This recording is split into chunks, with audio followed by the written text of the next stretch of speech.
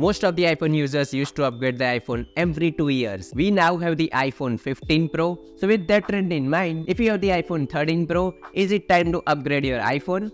Let's find out. Look, it's not just about the specs and the numbers, it's about the experience, the journey and the evolution. The experience starts with holding the phone in your hand. Technically, there's a lot of difference between the two when it comes to the in-hand feel. The 13 Pro has tried and tested stainless steel, which is shiny and has a weight to it, while the 15 Pro has a more matte looking titanium, which is also lighter and rounded at the edges, so it does not hurt your fingers anymore. The in-hand feel between both these iPhones is definitely very different, and the 15 Pro is more comfortable to hold, although the 13 Pro definitely looks more premium. Both of them gets a lot of fingerprints, and this is a place where I still prefer the non-Pro iPhones with their matte aluminum finish. But if you are someone who always has a case on your iPhone, all this just doesn't matter because you are never going to touch that steel or titanium ever. Although you will appreciate the lightweight of titanium, which makes your iPhone slightly more easier to handle. The 15 Pro is also more repairable now thanks to the redesign of the internal components, which are now separated from the back glass. But this has also made the newer iPhone easier to be bent and break,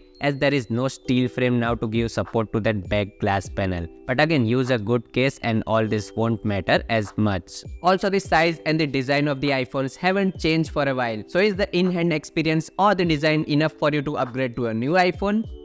Not really. Now what is the next thing that you notice while you start using a phone? It is the display. Now we are not talking about a more brighter screen or a more color accurate display. It's common for screens to get better at these things, but it is not enough to make a jump from just a 2-year-old iPhone. Although the 15 Pro is brighter with 2000 nits of peak brightness, the 13 Pro's 1000 nits of peak brightness still holds up well and is easily visible in direct sunlight or brighter environment. Both are 120Hz displays and feels very fast and fluid. But the most visible difference here is the standard notch versus the dynamic island. Look, in my usage of the iPhone 15 Pro, the dynamic island surely looks slightly better and does those fancy animations for different things that you do, but it does not change your user experience. Everything still works the same way as it does on the older 13 Pro, but with slightly better aesthetics. It's still technically a notch, but an aesthetic notch, so it looks better.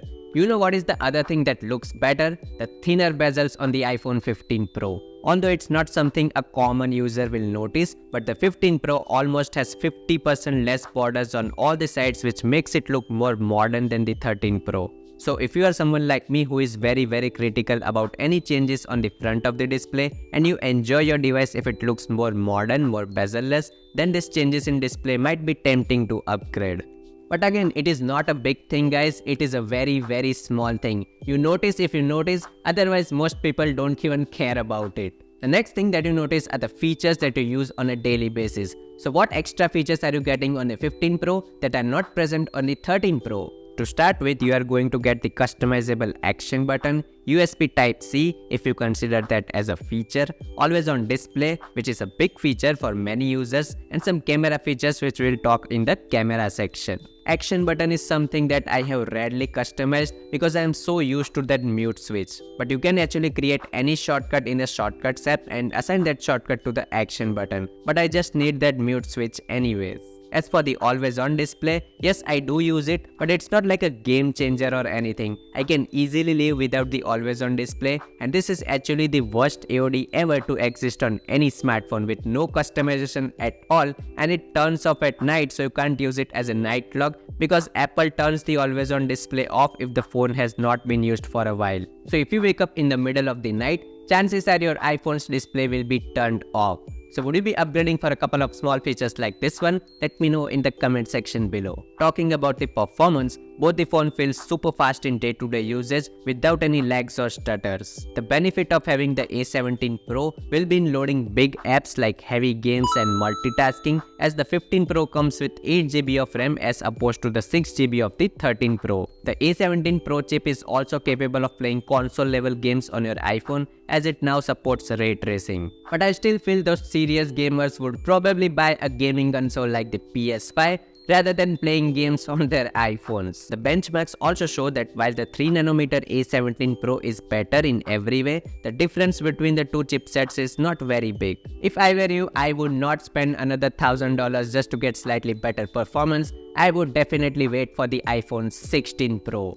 Okay, now with the Pro phones, you expect Apple to improve on one thing every year, and that are the cameras. While they look the same from outside, there are a lot of changes from inside. The 15 Pro has a 48 megapixel main lens which can shoot 24 megapixel pictures by default, which is double in resolution when compared to the 13 Pro. 15 Pro can also do ProRes and cinematic videos at full 4K resolution, while the 13 Pro can only do it in 1080p. But to record ProRes in 4K, you need an external storage. If we shoot on internal storage, ProRes is still limited to 1080p. And since the 15 Pro has this massive 48 megapixel sensor, this time Apple has given you a few more options with the main camera. Now you can zoom in at 24, 28 or 35mm lenses without losing any quality. It's not optical zoom like it is when you hit the 3x button and the phone will do a 3x optical zoom. It is more like a digital crop at 1.2x and 1.5x that are optimized to get the best results possible. The 15 Pro can also shoot in log format, which is super useful for someone who is using the iPhone's camera professionally. They can get way more details and color grading option during the post-processing of the footage. You also get the action mode on the 15 Pro for that running shots, which is completely missing on the 13 Pro. So there are a lot of new things with the camera with the 15 Pro. So if you are someone who can take advantage of these Pro features, maybe you are a content creator like me, then yes, all these Pro features can really improve the quality of your content. But what about the normal people out there who just shoots on auto mode? Well, even in the basic mode, the 15 Pro's pictures still look better, as I would expect them to, being a 2-year newer phone. And all these pictures are shot in auto mode and in standard profile because that's how people shoot. The pictures have richer contrast and more saturated look to them, which is pleasing to look at, and the difference here is from all the lenses. So great pictures overall. Okay, so to answer our original question, whether to upgrade from this to this, my answer is no. Even though these two phones are 2 years apart and Apple has some basic features only working on the 15 Pro like the always on display, I still don't think it is a good upgrade over the 13 Pro. It's a very good upgrade for people who use their iPhone's camera professionally, as the 15 Pro has a lot more features in the camera and also it can shoot 4K videos on all the modes unlike the 13 Pro. Or maybe you are someone who just wants the thinnest possible bezels on your iPhone alongside the dynamic island, then yes, this is a good upgrade for you. But for the normal people out there, the iPhone 13 Pro still works like a charm and you should definitely wait for the iPhone 16 Pro. Did you already upgrade from your iPhone 13 Pro? Let me know in the comment section below. If you find this video helpful, don't forget to like it and subscribe to our channel for more videos like this one. Thank you so much for watching and I'll see you very soon.